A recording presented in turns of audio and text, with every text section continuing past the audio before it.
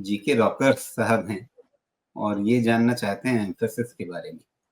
तो ये पूछ रहे हैं कि इसके लिए एक्यूमुलेट करने का सबसे बढ़िया ज़ोन क्या रहेगा 4-5 साल का अगर समय लेकर के चलते हैं, तो क्या ऐसा कोई आपको लेवल दिख रहा है जिसके आस-पास अगर वो एक्यूमुलेट करें 4-5 साल लेकर के हाथ में रखें, तो मतलब कोई दिक्कत नहीं होगी, पैसा बनेगा ठीक?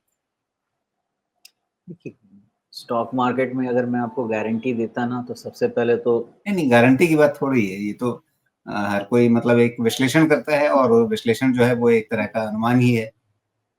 जहाँ से पैसा बन ही जाए, ऐसा कोई लेवल होता ही नहीं है जहाँ से पैसा बन ही जाए। कई सारी अभी इसका डिस्कशन हम सैटरडे को करेंगे, क्योंकि डाउ जोन्स जो आपको राउंडिंग टॉप का करेक्शन लग रहा था, मुझे डर लग रहा है कि 200 ईएमए ना घुस जाए।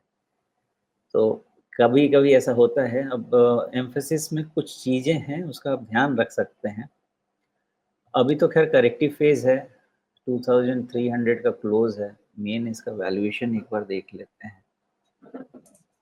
25 टाइम्स पे अभी भी चल रहा है और ग्रोथ स्टैंड पॉइंट से देखिए, ग्रोथ स्टैंड पॉइंट से आप मुझे पूछेंगे तो जितना क्लोज़र टू 20 टाइम्स इसका वैल्यूएशन रहे, उतना ज़्यादा आप सेफ्टी के पास रहेंगे, क्योंकि 15-16 टाइम्स एक जेन्युइन होता है। अगर ग्रोथ आया तो फिर 20 से 25 टाइम के रेंज में जाता है। तो अभी का वैल्यूएशन मुझे तो डिस्कम्फर्ट ही देता है। अब क्लोज़ है 2300 का, तो यहाँ से अगर हम 20% का डाउनसाइड लेते हैं, तो करीब 1840, तो 1900 के आसपास मुझे ये लगता है।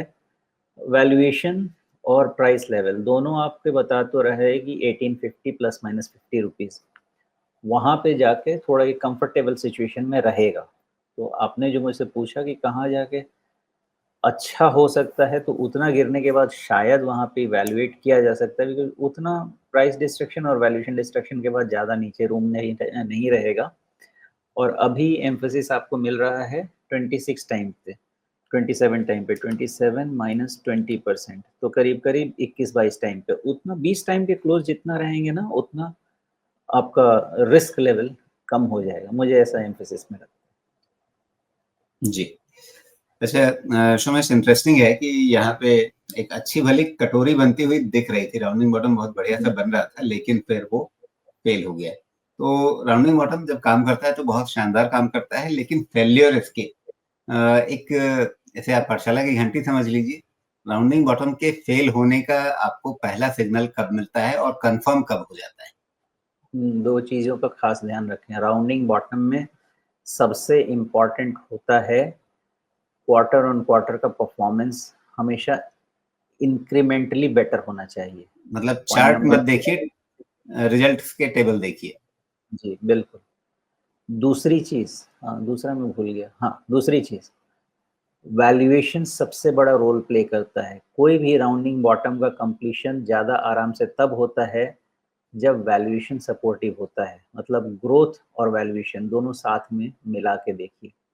तब आप राउंडिंग बॉटम का सक्सेस ज़्यादा निकाल पाएँगे, क्योंकि जितनी बारी भी राजीव जी राउंडिंग बॉटम बनाते हैं, मेरे मन में एक ही सवाल रहता है कि इसके पीछे जाके देखें कि इसका वैल्यूएशन कैसा है और ग्रोथ चांसेस कैसे हैं, बिकॉज़ उसके सहारे के बजाय राउंडिंग बॉटम जस्ट एक सपना रह जाता है। जी।